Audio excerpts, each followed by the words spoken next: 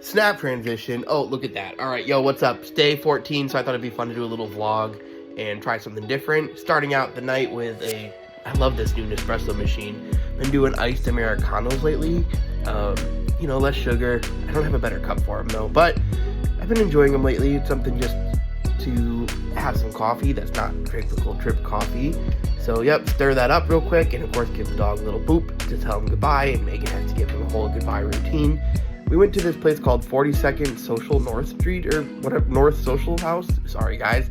Food was really good though. We enjoyed it. It had like a seafood thing, which isn't Megan's favorite, but they still had stuff for her as well. Yes, very good bread, of course. Brussels sprouts were delicious, and that salmon dish was spicy and very good. And then there's Megan's pasta. After that, we did something kind of interesting. We went to the Dexter Players and saw a Taylor Swift tribute concert. Had a lot of fun. Here, we're going to end the clip with it. Bye.